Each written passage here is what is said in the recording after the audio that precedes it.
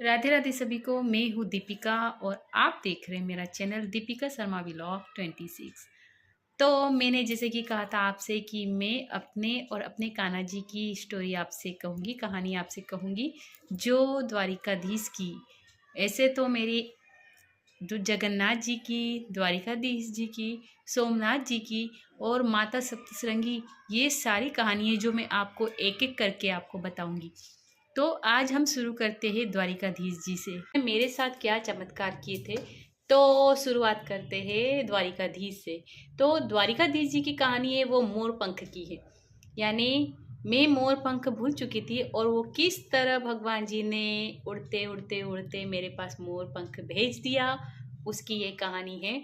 तो आप प्लीज़ बिना स्किप किए इसे पूरा फुल वीडियो देखें, ताकि आपको पता चलेगा कि जब हम भगवान से कुछ मांगते हैं, दिल से मांगते हैं, तो भगवान हमें वो पूरी कोशिश करते हैं कि हम कैसे इसे मैं दूँ। और मेरे साथ वैसे ही हुआ है। तो हुआ क्या था, द्वारिकाधीश हमारे गुरु, हमारे गुरुजी, मैं आपको बता देती हूँ। ये है हमारे गुरु, ये हमारे छोटे गुरु जी है और ये हमारे बड़े गुरु। तो हमारे छोटे गुरु जी के साथ हम गए थे द्वारिकाधीश। वो हमें लेके गए थे सत्संग यात्रा में। तो हम मतलब हमारे गुरु ने हमको इतने अच्छे से दर्शन करवाए। हम उन्होंने हमें जगन्नाथ, जैसे मैंने आपको बताया, मैं वो भी स्टोरी आपको बताऊंगी। जगन्नाथ जी, द्वारिकाधीश जी और रामेश्वरम की भी इन्होंने सत्संग रखी थी और उन्होंने हमें दर्शन करवाए। लेकिन रामेश्वर में जा नहीं पाई, लेकिन मैं द्वारिकाधीश और जगन्नाथ गई। तो आप पूछिए ही मत कि वहाँ पर क्या अनुभव होता है। ऐसा लगता है हम सीधे स्वर्ग में आ गए। द्वारिकाधीश की मैं पहले शुरुआत करूंगी। ये 5 दिवसीय कथा थी और कब समाप्त हो गई मतलब पता ही नहीं चला। ऐसा मन कर रहा था कि वहीं द्वारिकाधीश में ही रह जाने का। तो हुआ यूँ, 5 दिन समाप्त हो चुके थे। मुझे हम द्वारिकाधीश जी इतने पास में हमारे गुरु ने जो ठहरने की व्यवस्था की थी, मतलब जो कि थोड़े बुजुर्ग लोग हैं उनको भी कोई प्रॉब्लम ना हो चलने की, क्योंकि बहुत थोड़ा दूर लो तो बहुत प्रॉब्लम होती है, क्योंकि बड़े बुजुर्ग भी साथ में रहते हैं तो उनका भी ध्यान रखना पड़ता है। तो इतने अच्छे से उन्होंने सारा देखभाल करी और इतने अच्छे से हम सबको, मतलब हम सबका बहुत ख्याल रखा।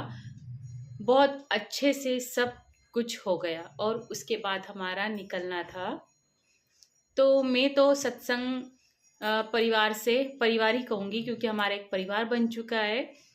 तो मैं वो परिवार से एक दिन पहले ही निकल चुकी थी वहाँ से, द्वारिकाधीश से।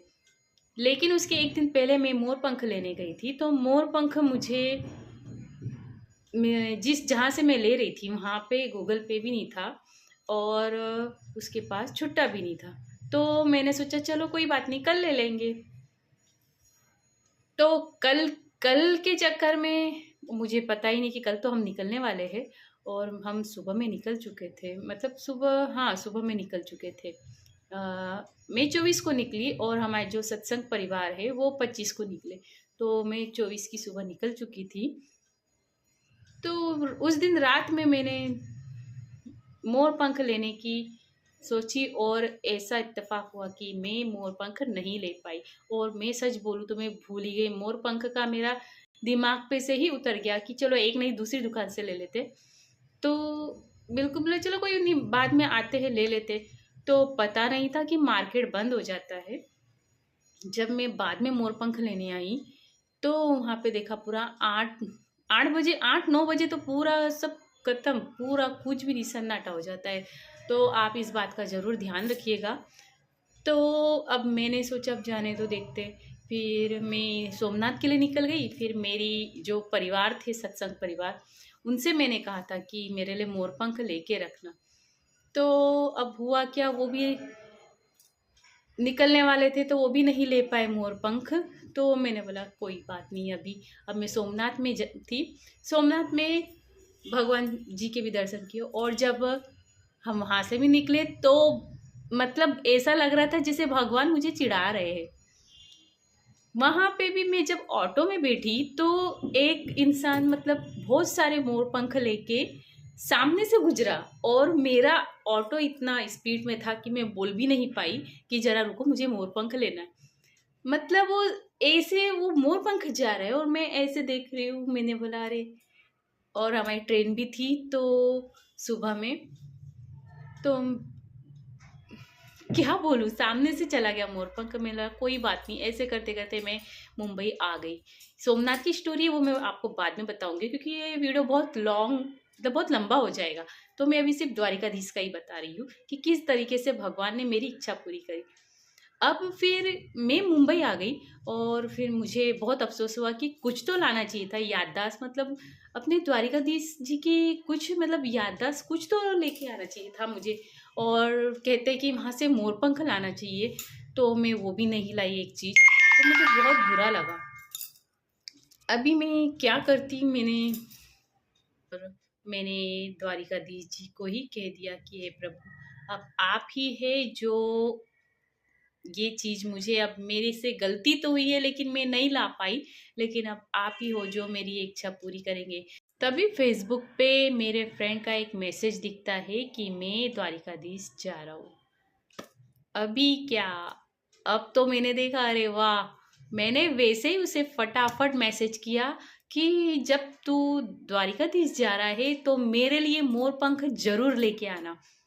उनने कहा बिल्कुल ठीक है, मैं लेकर आऊँगा। तो मैंने बोला जब तू ले खरीदेगा मुझे पिक या वीडियो सेंड करना कि तू कौन सा मोरपंख खरीद रहा है। तो मैंने कहा, क्योंकि मैंने देखे थे मोरपंख कैसे थे, एक छोटा आता है मोरपंख, एक लंबे मोरपंख भी आते। मोरपंख मेरे लिए उसने लेके रख लिया और उसने मुझे मैसेज किया मैंने आपका मोरपंख ले लिया है, आप मोरपंख लेने आ जाना। तो ये सुन के तो मैं बहुत खुश हो गई और मैं वहाँ गई। वहाँ जब वो आया उसने मुझे मैसेज किया और मैं लेने गई मोरपंख। सच्ची बताओ मुझे इतना अच्छा लगा, इतना अच्छा लगा कि क्या बताऊँ। मेरे जो द्वारिकाधीश भगवान जी हैं, मैंने उनको इतना धन्यवाद किया, इतना धन्यवाद किया, क्योंकि देखिए मैंने इनसे कहा था कि मुझे सिर्फ द्वारिकाधीश का ही मोर पंख चाहिए, मैं कहीं से भी नहीं खरीदूंगी। ये है मैं भूल गई, लेकिन प्लीज़ मुझे मेरे लिए आप मेरी सिर्फ बात सुनिए, मेरे को सिर्फ द्वारिकाधीश का मोर पंख चाहिए। और मेरे कान्हा ने मेरी ये बात सुनी और मैं आपको मोर पंख भी दिखाऊंगी। ये है मेरे कान्हा जी प्यारे से गोलू मोलू, और ये है वो मोर पंख जो मैंने मेरी राधा रानी के पास, मेरे कान्हा जी के पास,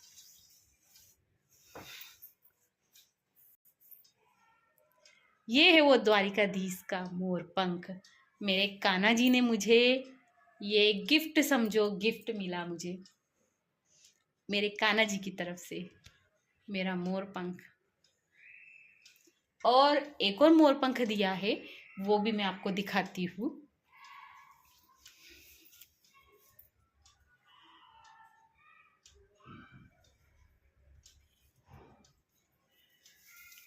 ये देखिए, ये है वो छोटा सा मोर पंख, ये देखिए। Thank you Kanha ji. और थैंक यू प्रज्वल इस मोर पंख के लिए। द्वारिकाधीश की सारी फ़ोटो और वीडियोस का मैं अलग एक वीडियो बनाऊंगी। राधे राधे।